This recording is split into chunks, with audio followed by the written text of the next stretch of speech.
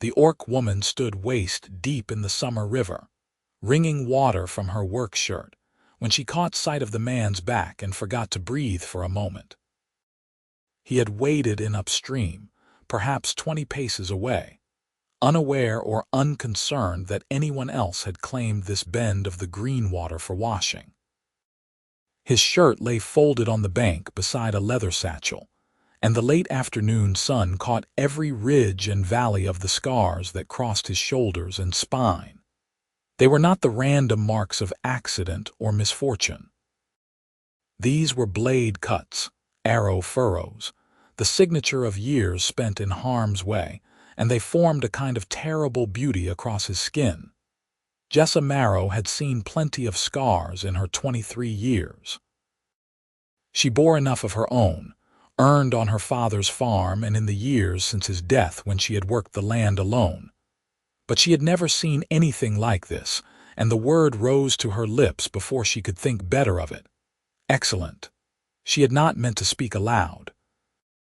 The man turned, water streaming from his hair, and his face showed surprise but not alarm.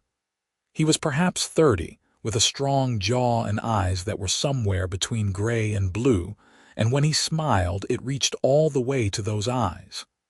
Not the usual word for them, he said. His voice was easy, warm, but I will take the compliment. Jessa felt heat rise in her cheeks, and not from the sun. She ducked lower in the water, suddenly aware that her own shirt clung to her in ways that left little to imagination, and that her green skin marked her as clearly as a banner. Most humans who saw her in a vulnerable place like this would have reacted with suspicion or disgust. This one just waited, still smiling slightly, as though they were neighbors meeting at a market. "I apologize," she managed. "I did not mean to intrude on your privacy." "The river's big enough for two," he said. "And you were here first, I think. I'm the one intruding." He turned back to his washing, and Jessa found herself staring again at those scars. They told a story she could almost read. A long service, probably military, frontier defense given the variety. He had been cut, shot, burned, and had survived it all. There was something magnificent in that, something that spoke of strength and endurance that went deeper than muscle. She looked down at her own arms, at the patchwork of marks she had accumulated. The long white line on her forearm where a plow blade had skipped and caught her. The puckered burn on her shoulder from the forge. The 4 parallel scratches on her ribs where a wolf had gotten too close to the sheep 2 winters ago. They were ugly things, graceless and rough. Nothing like the clean severity of battle scars. "Ugly," she muttered, tracing the burn with one finger. What was that? She had not realized he was listening. "Nothing, just talking to myself." He waited a few steps closer, and she noticed for the first time that he moved with a slight caution, as though testing the riverbed before committing his weight. "You said something was ugly." "My scars," Jessa said, surprised at her own honesty. "They are not like yours." "No," he agreed. "They're different. That doesn't make them ugly." She shrugged, uncomfortable with the direction of the conversation. "It is not important. I should finish my washing and let you have your privacy." "I'm Jasper Thorne," he said instead of goodbye. "I just bought the old Wickham place, up the valley road." Jessa knew the property. 40 acres of decent bottomland, a cabin that needed work, and a barn that needed more. Old Wickham had died the previous winter, and the land had sat empty through the spring planting season. "That is a lot of land for one man, I know." Something flickered across his face, too quick to read, "but I've got plans, going to make it work." "I am Jessa Marrow," she said. "My farm is 3 miles south where the river bends east. The big oak at the gate. That is the one." They looked at each other across the bright water, and Jessa felt something shift in the air between them, something she could not name. Then Jasper nodded, as though they had agreed on something, and went back to his washing. Jessa finished with her own clothes in a hurry. suddenly eager to be away from this strange man with his easy manner, and his scarred back and his eyes that looked at her without flinching. She hauled her basket up onto the bank and dressed behind a willow, then started the walk home with her wet laundry weighing down her arms. But she thought about him all evening as she fed the chickens and milked the cow and made her solitary dinner. She thought about the way he had smiled. She thought about the scars, and she thought about the word he had used different as though that were an answer to anything. The next time she saw Jasper Thorne was at the mill, 4 days later. She had brought in her late wheat to be ground, and he was there ahead of her with 3 massive sacks that must have come from his first harvest of whatever Wickham had planted before his death. The miller, old Douglas Finn, was talking to him in the slow, patient way people used with outsiders. "You'll want to get that field rotated next season," Douglas was saying. "Wheat 3 years running will tire the soil something fierce." "I was thinking of oats," Jasper said, "or maybe barley if the ground's right for it. Barley would do well in that bottom field." "You got help lined up for the harvest?" There was the smallest hesitation before Jasper answered. "I'll manage." Douglas made a skeptical sound but did not press. Then he noticed Jessa waiting and waved her forward. "Morning, Jessa. Let me get these bags moved and I will take yours next." Jessa nodded and set her sack down. Jasper turned at the sound of her name, and his face lit with recognition and what looked like genuine pleasure. "Miss Marrow, good to see you again. Mr. Thorne." She found herself returning his smile despite her intention to remain aloof. There was something infectious about his warmth. "Just Jasper, please. I'm too new to the valley for formality." "Then Jessa will do for me as well." Douglas was hauling Jasper's wheat toward the grinding stones, and they stood together in the sudden quiet.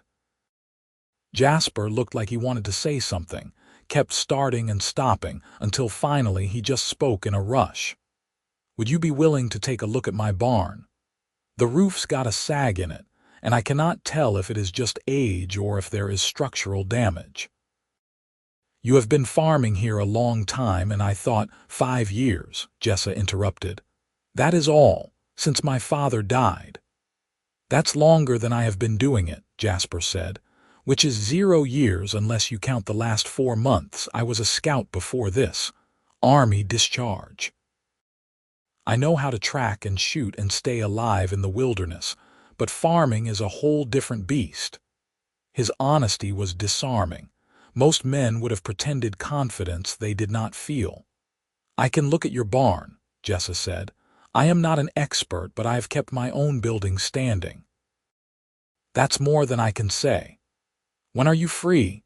They settled on the following afternoon, and Jessa found herself looking forward to it in a way that puzzled her.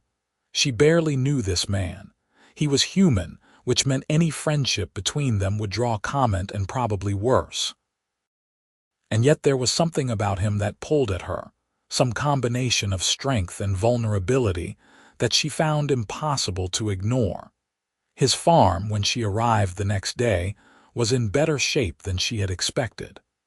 The fields were weedy, but had been recently worked.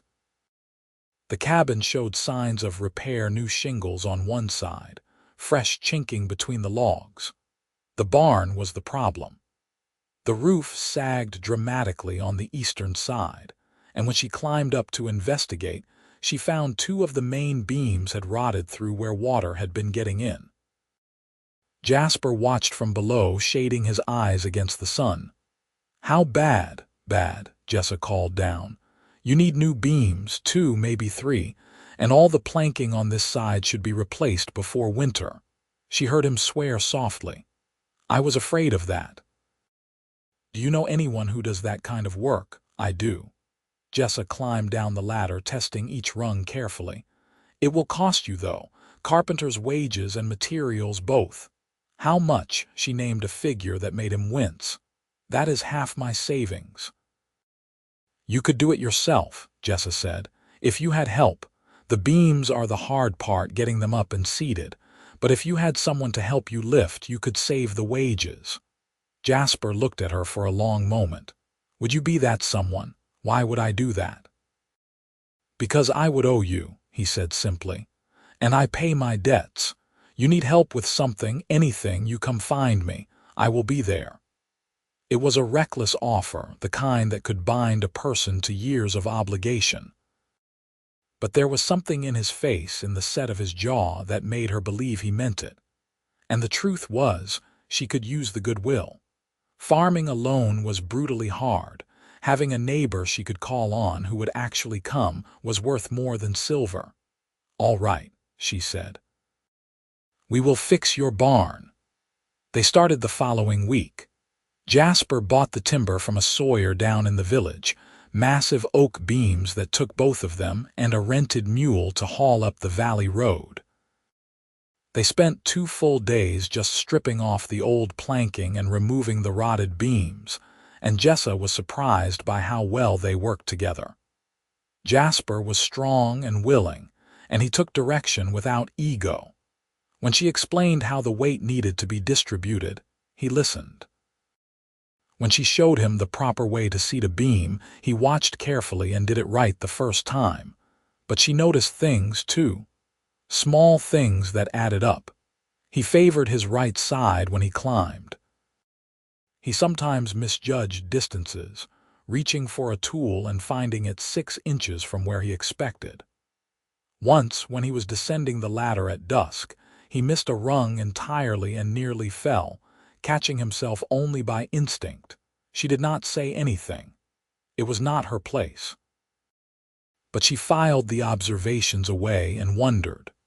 On the 3rd day, when they were hauling the first new beam into position, Jasper asked her about her scars. They were taking a break, sitting in the shade of the barn with water and hard bread.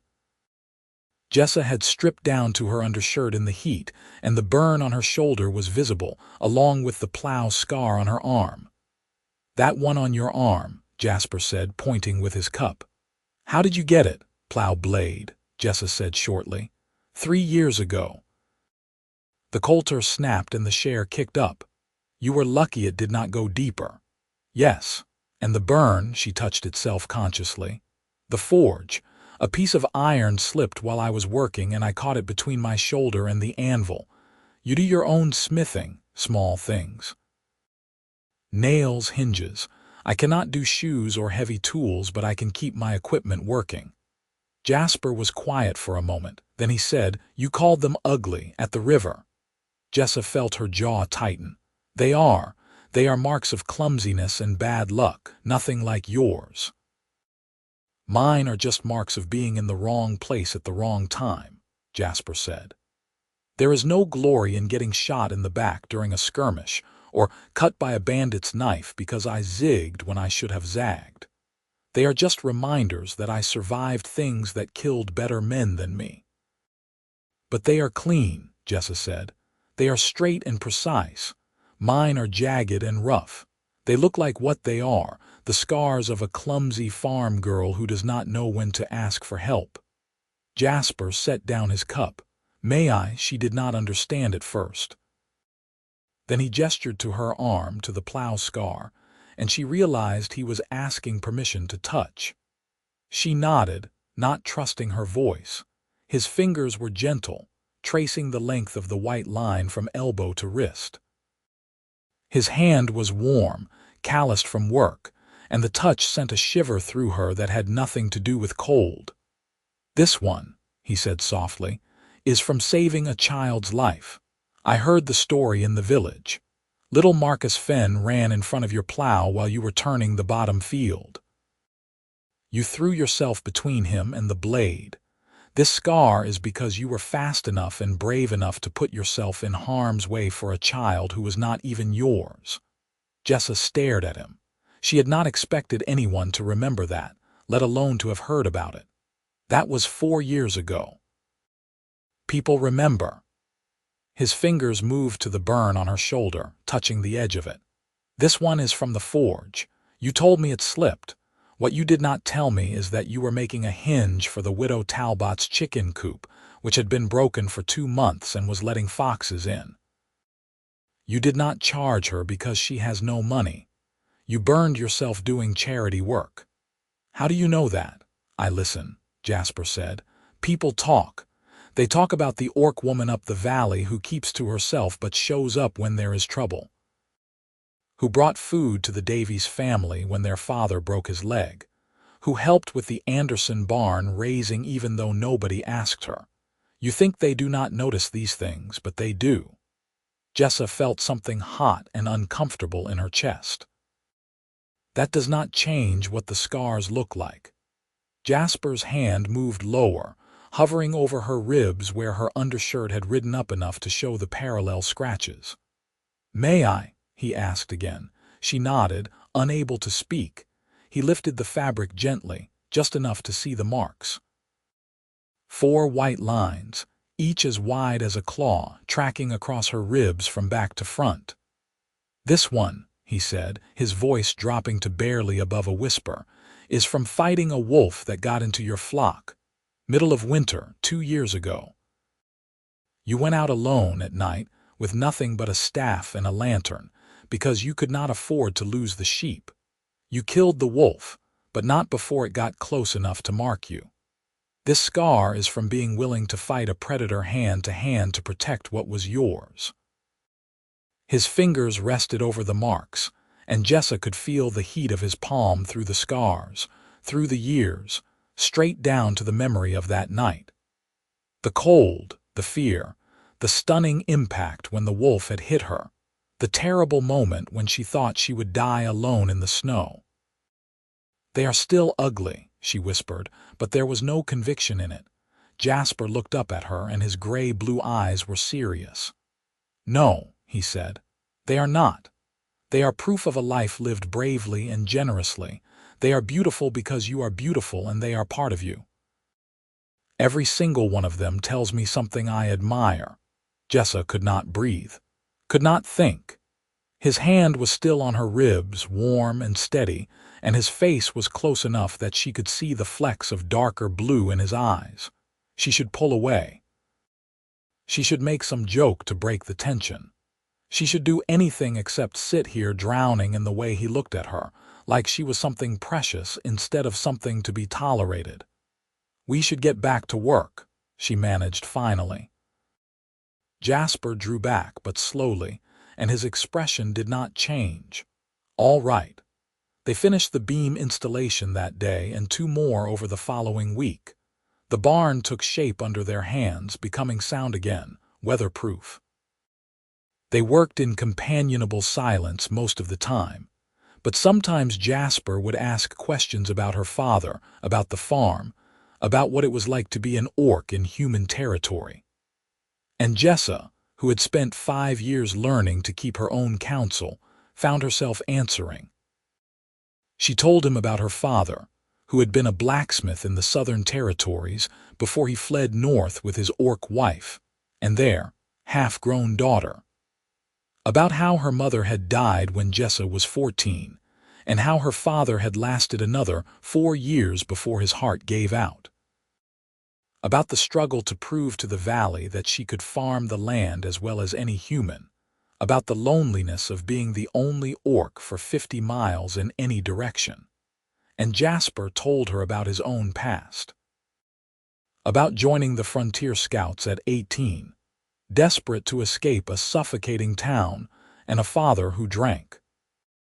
About 12 years spent ranging the wild lands between human settlement and orc territory, tracking bandits and raiders and occasionally, shamefully, hunting orcs who had done nothing wrong except be born the wrong species.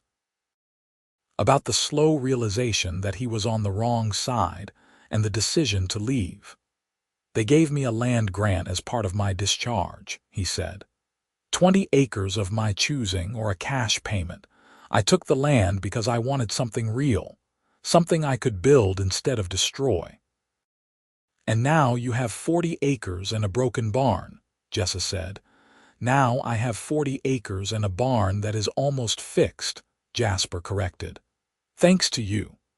The barn was finished on a golden afternoon in late summer. They nailed the last plank into place and stood back to admire their work, sweating and satisfied. The roof line was true. The walls were sound. It would stand for another 20 years at least. "I owe you," Jasper said. "Name it, anything." "I will think of something," Jessa said. But what she was thinking had nothing to do with debts or trades. She was thinking about the way his shirt stuck to his back with sweat, about the competent way his hands handled tools, about the sound of his laugh when she made a dry comment about his carpentry skills. She was thinking that she might be falling in love with him, and that it was the worst possible idea she had ever had. Over the following weeks, they fell into a pattern. Jessa would finish her own work and ride over to Jasper's farm, and they would work together on whatever needed doing. They brought in his late oat crop together, sheafed and shocked it in the field. They repaired the fence around his garden. They cleared brush from the creek that fed his bottom field.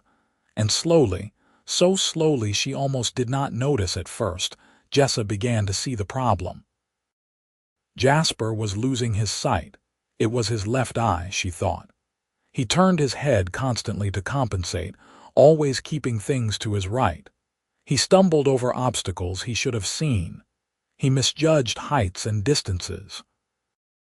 And as the days shortened and the light became less reliable, the problem grew worse. She realized how bad it was one evening in early autumn. They had been working late, racing against the coming dark to finish mucking out his barn before a predicted rain. The light was low and golden, the shadows long, and Jasper was climbing down from the loft when he missed the ladder entirely. He fell 8 feet and landed hard on his side in the straw. Jessa was beside him in an instant, hands running over him checking for brakes, her heart hammering in her throat. "I am fine," he gasped, but he was not fine. He was shaking and his face was pale, and when he finally sat up he would not meet her eyes. "You cannot see," Jessa said flatly. "I can see." "You cannot see on your left side. How long has it been getting worse?" Jasper was quiet for a long time. Then he said very quietly, 6 months, maybe more. It started as just a blur. Now it is like looking through gauze. Another few months and it will be gone completely." "What happened?" "Took a club to the head during a fight 2 years ago. Thought I was fine, but the vision started going about a year later. Army doctor said there was nothing to be done. Damage to the eye itself or maybe the skull. He was not sure." Jasper finally looked at her and his expression was bleak. "I bought the farm thinking I had time, thinking I could get established before it got bad, but it is getting worse faster than I expected. I cannot track distances anymore, cannot judge depth. By spring I will be half blind, and by next fall I will be useless." "You are not useless." "I will be. A one-eyed farmer is a dead farmer. I will walk into a well, or get kicked by a horse I did not see coming, or fall out of a damn loft and break my neck." His voice was rising, raw with fear. "I staked everything on this land. Everything. And I am going to lose it because I am going blind." Jessa sat back on her heels, thinking. She had known this was coming, had seen the signs, but hearing him say it out loud made it real and immediate. He was terrified. She could see it in every line of his body. "My grandmother was blind in one eye," she said. Jasper looked at her. "She lost it to fever when she was 30. She farmed for another 40 years. How? She learned to work by touch and sound and memory. She reorganized the farm so that everything was exactly where she expected it. She counted steps between buildings. She kept tools in the same place always. She worked by feel more than sight." Jessa met his eyes. "It can be done. You can do it, but you have to prepare. You have to set up your world so that you can navigate it without needing to see." Jasper was staring at her like she had just offered him water in a desert. "You think it would work.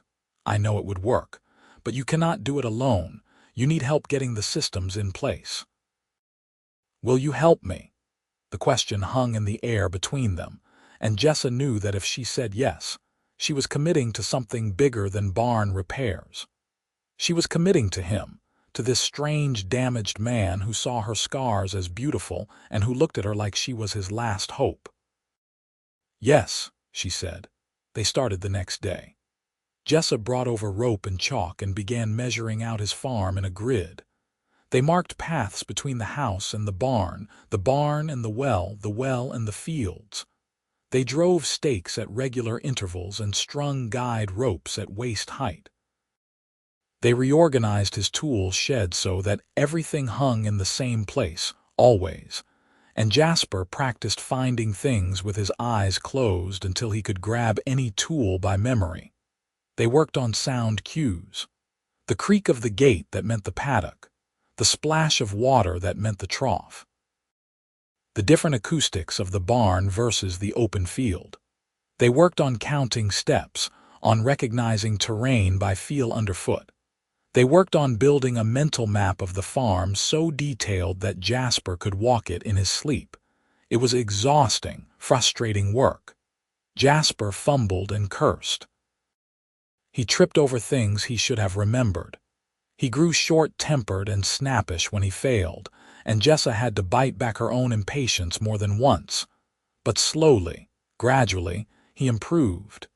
He learned to move with confidence along the guide ropes. He learned to count steps without thinking. He learned to recognize where he was by sound and smell and the feel of the ground. And as his confidence grew, so did something that had been building between them since that first day at the river. They were working in his barn one afternoon, Jasper practicing moving bales of hay by touch, when he miscounted and bumped into Jessa. She steadied him automatically, hands on his arms, and he turned toward her. They were very close, close enough that she could see the lighter flecks in his eyes, could feel the warmth coming off his skin. "Thank you," he said softly. "For what? For not giving up on me, for believing I could do this." "You can do this," Jessa said. "You are doing it." His hand came up and cupped her face, thumb brushing over her cheekbone. "You are the strongest person I have ever met." "I am not. You are." His voice was fierce. "You lost your parents. You have been farming alone for 5 years in a place that does not trust you. You have kept yourself alive and your land productive, and you have done it with grace and generosity. You are magnificent." Jessa could not speak, could not move. His hand was on her face and his eyes were locked on hers, and she wanted, more than she had ever wanted anything, for him to close the distance between them. He did. His kiss was gentle at first, tentative, asking permission. Then Jessa kissed him back and it became something else, something fierce and hungry and inevitable. His arms came around her and she pressed against him, feeling the hard muscle of his chest, the rapid beat of his heart. She had been alone for so long. She had been so careful, so controlled. And here was this man offering her everything she had not let herself want. When they finally broke apart, both of them were breathing hard. Jasper rested his forehead against hers, his hands still locked behind her back. "I am falling in love with you," he said. Jessa's breath caught. "You barely know me. I know enough. I know you are brave and kind and stubborn, and you make me want to be better than I am. I know I think about you every moment you are not here. I know that when you smile at me it feels like the sun coming out." He pulled back just enough to look at her. "I know I am asking for something that might not be possible. I know people will talk, but I do not care about any of that if you will tell me you feel the same." "I do," Jessa whispered. "I feel the same." His smile was like daybreak. "Then we will figure out the rest." They courted through the fall, and if the valley noticed, it kept its opinions largely to itself. Jessa had lived there long enough to earn a grudging respect, and Jasper was new enough to be given the benefit of the doubt. They were seen together often at the mill, at the village store, at harvest dances, and people watched them with curiosity more than hostility. But there were exceptions. There were always exceptions. The trouble came on a market day in mid-autumn. Jessa had brought in vegetables to sell, and Jasper had come with her to help haul the baskets. They were setting up her stall when a voice cut across the market square. "Thorne, what the hell are you doing?" Jessa looked up to see 3 men approaching. She recognized one of them, Harold Vance, a sour-faced farmer who had never missed a chance to make her feel unwelcome. The other 2 were strangers, probably friends of his. Jasper straightened, his expression going carefully neutral. "Morning, Vance. Do not morning me, I asked you a question." Vance jerked his chin toward Jessa. "What are you doing with that creature?" "Her name is Jessa," Jasper said evenly. "And what I do is my own business." "Like hell it is. You are human. You should not be consorting with an orc, especially not like you are. It is not natural." Jessa felt her jaw tighten, but she kept her face blank. She had dealt with men like Vance before. The best strategy was to ignore them, to give them no reaction to feed on, but Jasper was not ignoring him. "Jessa is my neighbor and my friend, and soon, if she'll have me, she'll be more than that.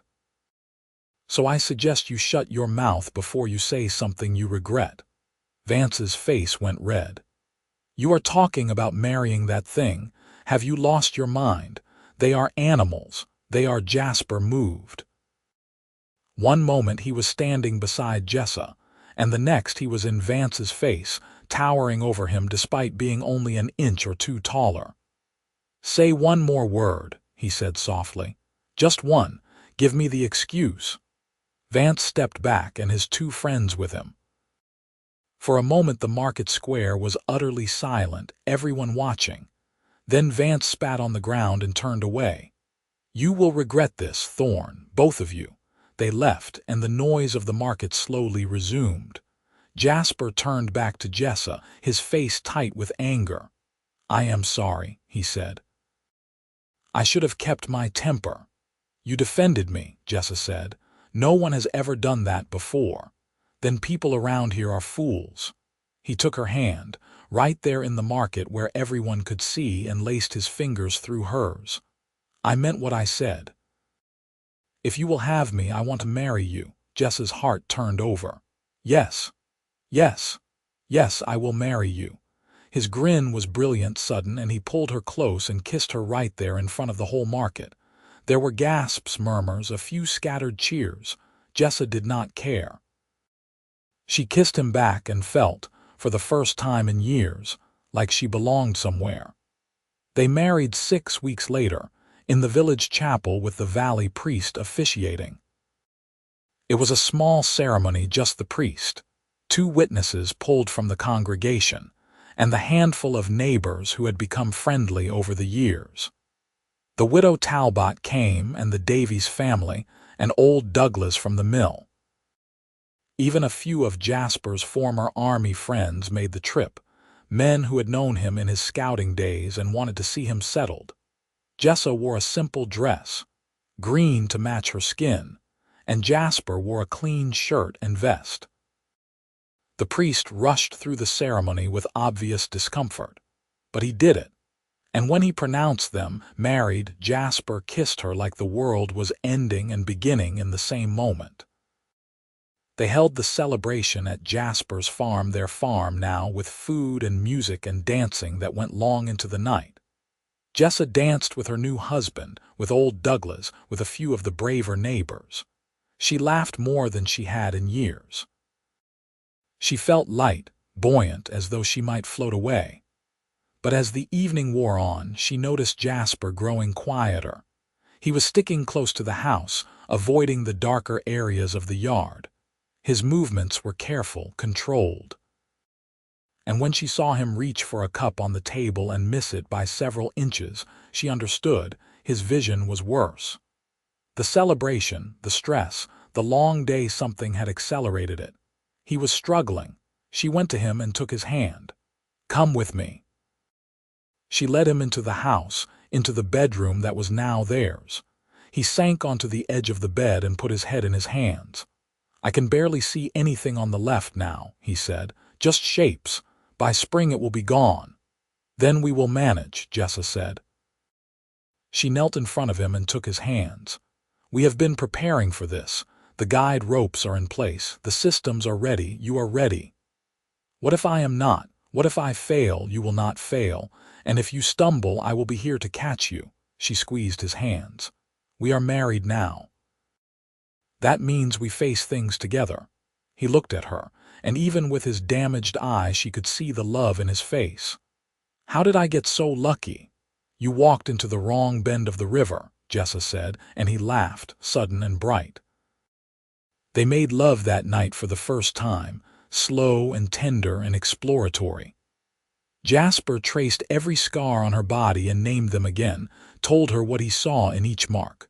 The burn that was courage, the plow cut that was sacrifice, the claw marks that were ferocity. And when she traced his scars in return, the blade cuts and bullet furrows, he told her the stories behind them, the mistakes and the close calls and the sheer dumb luck that had kept him alive. These are just proof I am stubborn, he said. No, Jessa said. They are proof you survive.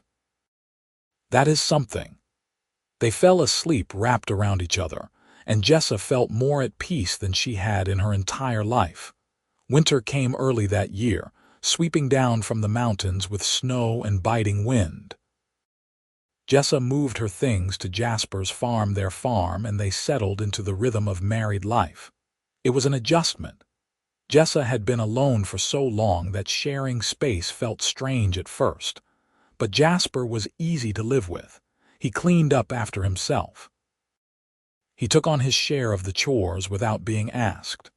And he learned quickly how to navigate the farm by the systems they had built. The guide ropes became second nature to him. He moved between buildings with confidence, counting steps and using the ropes to orient himself. He learned the acoustics of every space, could tell where he was by the echo of his footsteps. He worked by touch and memory, and slowly the fear that had haunted him began to fade. But there were hard days too. Days when he fumbled or stumbled or knocked something over, and the frustration boiled over into anger. Days when he snapped at Jessa for no reason, or withdrew into sullen silence. She learned to read his moods, to know when to push and when to give him space. And slowly together, they built a partnership that worked. By midwinter, Jasper's left eye was nearly gone. He could see light and dark, vague shapes, nothing more. But he had learned to compensate so well that most of the time it did not matter. He milked the cow by touch. He chopped wood by sound and feel. He moved around the farm with the confidence of a man who could see perfectly. And Jessa, watching him, felt her heart swell with pride and love. They began planning for spring planting in the long dark evenings, sitting by the fire and discussing crop rotations and seed purchases. Jasper wanted to expand the oat field and try barley in the bottom land. Jessa thought they should add a vegetable garden big enough to supply both their household and the market. They argued good-naturedly about details, compromised, drew up plans. "We should hire help for harvest," Jessa said one night. "Your 40 acres plus my 40 is too much for 2 people, even with your systems in place." "We cannot afford hired help," Jasper said. "We can if we pool our resources. I have some savings. You have your discharge pay. Between us, we can hire 2 workers for the harvest season. It would pay for itself in what we could bring in." Jasper was quiet for a moment. "You would spend your savings on this." "It is not your farm or my farm anymore," Jessa said. "It is our farm, our land, our future. Of course I would spend it on that." He reached for her in the firelight, finding her face by memory and touch. "I love you. I love you too." Spring came late but fierce, the snow melting in a rush that turned the creek into a torrent. They began planting as soon as the ground was workable, and Jessa was amazed by how well Jasper managed. He used a measured rope to keep his furrows straight. He counted steps to know where he was in the field. He worked by feel, his hands gentle with the seeds, and the rows he planted were as true as any sighted man's. They worked from dawn to dusk, Jessa guiding when necessary but mostly letting Jasper work independently. She could see his confidence growing day by day. He was proving to himself that he could do this, that blindness did not mean helplessness. The valley noticed too. Neighbors who had been skeptical began to come around, curious about the systems they had built. Jasper showed them the guide ropes, the tactile markers, the counting methods. He explained how he organized his tools, how he navigated by sound. And slowly, grudgingly, respect replaced skepticism. By midsummer, the crops were thriving. The oats stood tall in the fields, the barley was heading out nicely, and the vegetable garden was a riotous jungle of growth. They hired 2 workers for the harvest season, young men from the village who were strong and willing. And when the first cutting day arrived, Jasper was ready. Jessa watched him work, his scythe moving in smooth arcs through the grain, his movements sure despite his limited vision. He worked by the sound of the grain falling, by the feel of the scythe in his hands, by the memory of how it should be done. He was slower than a sighted man, but not by much, and what he cut was clean and even. The hired workers watched him with open admiration. "I did not believe it could be done," one of them said to Jessa, "but he is really doing it." "He is," Jessa said, and she could not keep the pride out of her voice. They brought in the harvest over 6 long weeks, working through heat and occasional rain, pushing to get everything cut and shocked and stored before the weather turned. It was brutal work, exhausting and endless, but they did it. Every field was harvested. Every bushel was accounted for. And when the last wagon was unloaded into the barn, Jasper stood in the doorway and looked out over the empty fields with his one good eye. "We did it," he said. "You did it," Jessa corrected. "You brought in a full harvest mostly by feel. You proved it could be done." He turned to her and his smile was tired but genuine. "We did it together. I could not have done any of this without you." "Yes, you could have. It would have been harder, but you would have figured it out. Maybe." He pulled her close, wrapping his arms around her waist. "But I am glad I did not have to. I am glad you were here." They stood like that for a long time, watching the sun set over their land, their future spread out before them like a promise. The village held a harvest festival in late autumn, a celebration of the year's work and a chance for everyone to come together before winter closed in. Jessa and Jasper went together, bringing a basket of vegetables from their garden and a jug of the cider Jasper had pressed from their apple trees. The festival was loud and bright, full of music and laughter and the smell of roasting meat. Children ran everywhere, playing games and getting underfoot. Adults clustered in groups, trading gossip and stories. And in the center of it all, a bonfire roared, throwing sparks up into the darkening sky. Jasper navigated the crowd with surprising ease, one hand on Jessa's arm but moving confidently. People greeted them, congratulated them on the harvest, asked after their plans for next year. And if a few still looked askance at the mixed marriage, most seemed to have accepted it as simply the way things were. They were standing near the bonfire, talking to old Douglas, when Harold Vance appeared out of the crowd. He was drunk, his face flushed and his eyes mean. "There they are," he said loudly. "The freak and the cripple, what a pair." Jasper went very still. "Walk away, Vance." "Why should I? This is a public festival. I have as much right to be here as you." "Then be here quietly." Vance laughed, harsh and ugly. "You think you are something special, do you not? Think you proved something by bringing in a harvest, but everyone knows your orc wife did half the work. You are just a blind man playing at being a farmer." Jasper's jaw tightened, but he did not rise to the bait. Jessa felt tension singing through his arm where she held it. He brought in 40 acres of grain, she said coldly. 40 acres cut and shocked and stored, mostly by himself. What did you bring in, Vance? 20. 25. Vance's face went dark. I did not need an orc's help. No, you just needed your 3 sons and your hired man, Jessa said. And you still brought in less than we did. So who is the cripple here? There was a ripple of laughter from the crowd. Vance's face went from red to purple, and he took a step toward Jessa with his hand raised. Jasper moved. Even with his limited vision, even drunk and mean, Vance was not fast enough. Jasper's hand shot out and caught Vance's wrist, stopping the blow before it could fall. You do not want to do that, Jasper said softly. For a moment they stood frozen, Vance's wrist locked in Jasper's grip. Then Jasper shoved him away, hard enough that Vance staggered and nearly fell. Touch my wife again and I will break your arm, Jasper said. His voice was calm, conversational. Are we clear? Vance looked around at the watching crowd, saw no support there, and spat on the ground. You are both going to regret this. You keep saying that, Jasper said, but we are still here, still farming, still happy. When exactly is this regret supposed to start? Vance had no answer for that.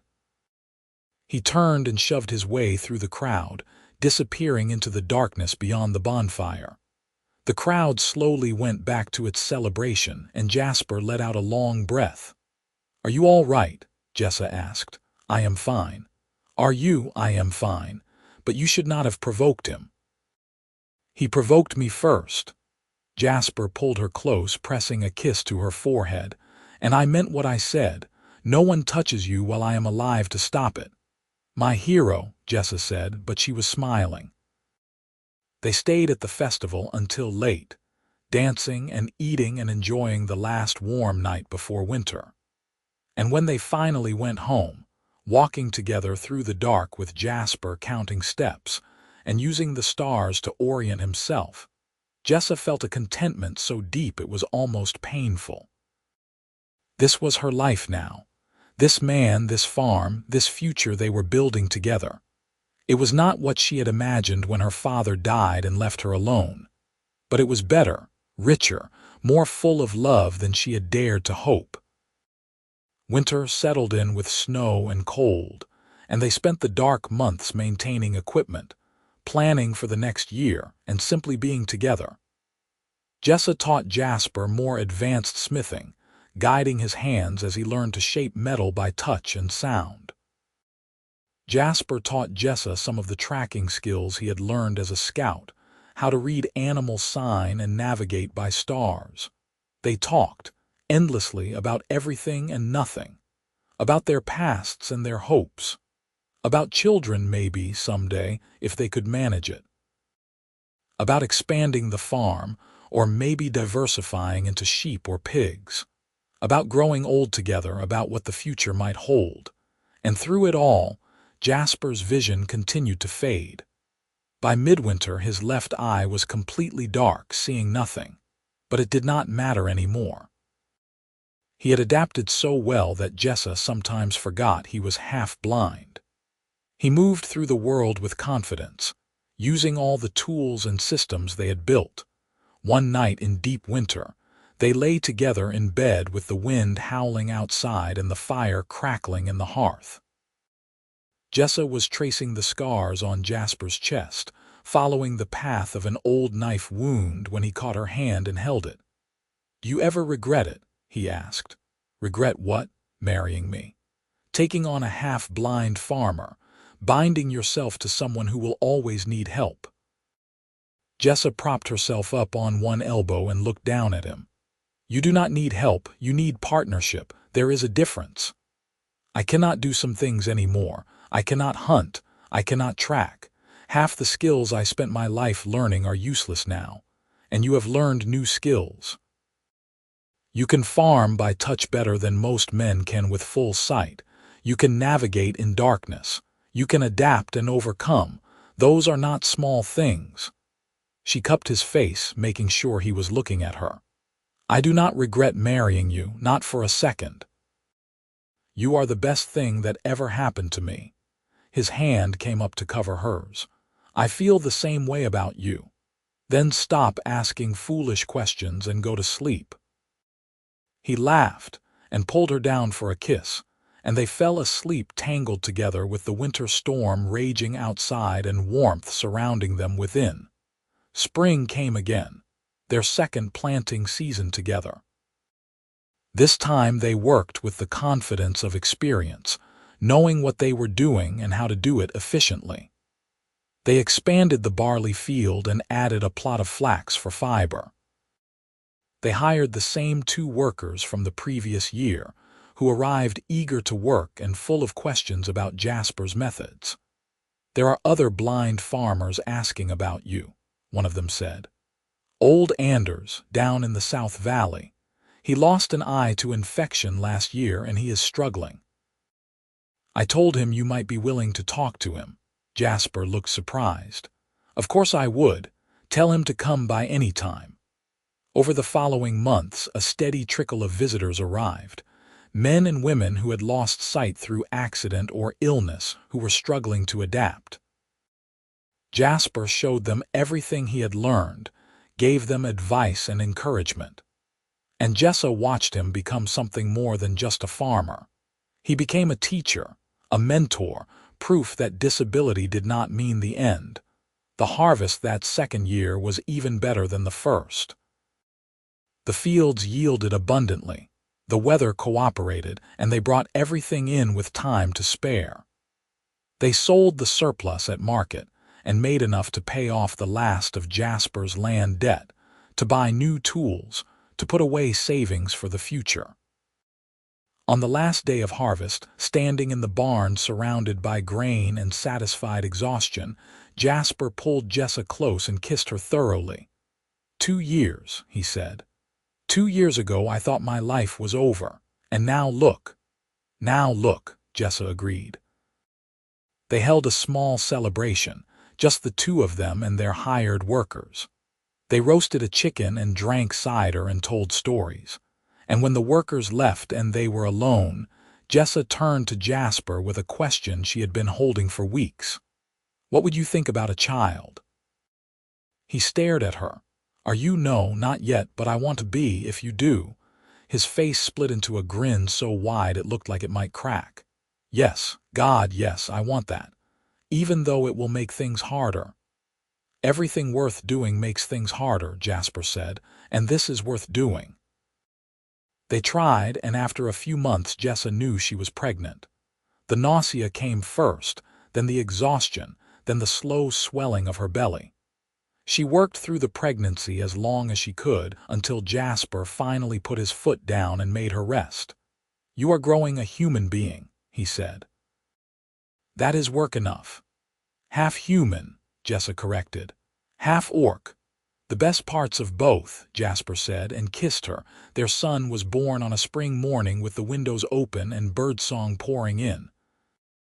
The birth was hard but not dangerous, and when the midwife placed the squalling baby in Jessa's arms, she felt her heart expand to hold something she had not known was missing. The baby had green-tinted skin, softer than Jessa's deep green but unmistakable. He had tiny tusks, just buds really, and pointed ears. He had Jasper's nose and Jessa's eyes and a healthy set of lungs that he demonstrated at every opportunity. They named him Henry, and he was perfect. Jasper held his son with hands that shook, tracing the tiny face with gentle fingers. "He is so small." "He will grow," Jessa said, and Henry did grow, thriving through that summer and into autumn. He was a happy baby, quick to smile, curious about everything. Jasper learned to care for him by touch, changing diapers and mixing bottles, and soothing him to sleep with the same patient competence he brought to everything else. The valley accepted Henry with surprising ease. He was half human, which made him more palatable than his fully orc mother. And he was Jasper and Jessa's son, which gave him a kind of automatic acceptance. People smiled at him in the village, brought small gifts, offered advice. Even Harold Vance, who had been avoiding them for 2 years, stopped by the farm one day with a carved wooden rattle. "For the baby," he said gruffly, not meeting their eyes. "My grandfather made it for my son, thought you might want it." It was not an apology, not quite, but it was something. Jasper took the rattle and thanked him, and Vance left quickly, as though embarrassed by his own gesture. "People can change," Jessa said, watching him go. "Some people," Jasper agreed. They fell into a new rhythm, life with a baby woven into the pattern of farm work. Jessa carried Henry in a sling while she worked the garden. Jasper learned to do chores one-handed while holding a sleeping infant. They took turns with night feedings, with soothing crying, with all the endless small tasks that babies required. And somehow, impossibly, they made it work. 2 years later, their second son was born. They named him Marcus, after the boy Jessa had saved from the plow all those years ago.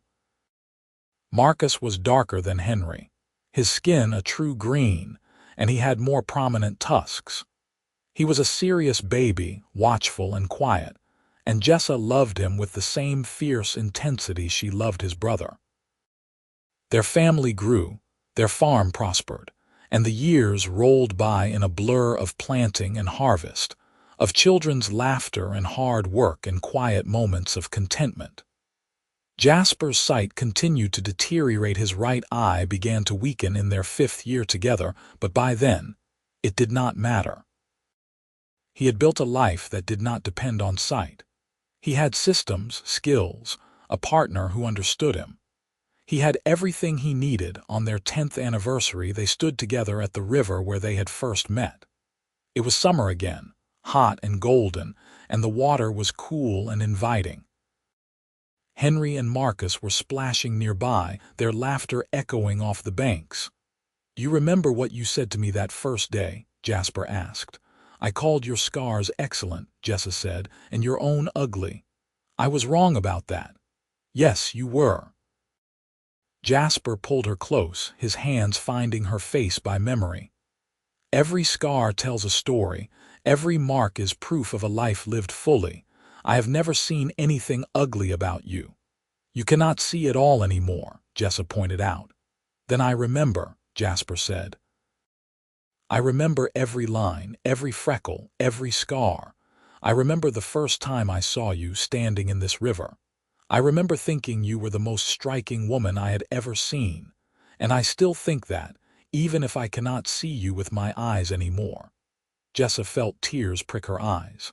"I love you." "I love you too. Always." They stood together in the river where it had all started, watching their sons play, and Jessa thought about the strange path her life had taken.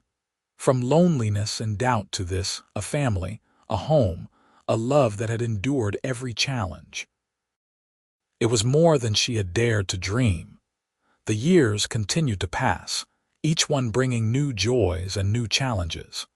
Henry grew tall and strong, taking on more of the farm work as he got older. Marcus followed in Jasper's footsteps, learning to navigate by touch and sound, developing an uncanny ability to track and find things even in darkness. They were good boys, kind and hardworking, and Jessa was proud of them. Jasper's blindness became complete in their 12th year together. The last of his sight faded gradually until one day he woke and could see nothing at all. But by then it truly did not matter. His world was so well ordered, his skills so honed, that the loss of sight was barely noticeable in his daily life. He still farmed, he still worked, he still lived fully. And he still loved Jessa with an intensity that took her breath away. On a crisp autumn afternoon, 20 years after they had first met, Jasper and Jessa sat together on their porch watching the sun set. Henry was in the barn finishing evening chores. Marcus was in the house starting dinner. The farm stretched out around them, golden and peaceful in the fading light. "Tell me what you see," Jasper said. It was a game they played sometimes, Jessa describing the world so that Jasper could picture it. The sky is orange and pink, she said. The clouds are lit from below, glowing. The fields are all stubble now, the harvest in. The trees at the edge of the property are turning red and yellow. It is beautiful. Tell me about the scar on your shoulder. Jessa touched it automatically. The burn earned so long ago. What about it? What do you see when you look at it now? She considered. I see a reminder that I helped someone when they needed it, that I used my skills to make a difference. It is not ugly anymore. It never was, Jasper said. You taught me that. No, he said. I just pointed out what was already true. They sat in comfortable silence, hands linked, watching the sun go down on another day. Their life together had not been easy. There had been struggles and setbacks, moments of doubt and fear. But they had faced it all together, and they had built something lasting. Jasper turned toward her, his sightless eyes somehow still finding hers. I would not change a single thing, he said. Neither would I, Jessa said, and it was true. Every scar, every struggle, every moment of joy and pain had led them here, to this porch, to this life, to this love. And it was enough. It was more than enough. It was everything.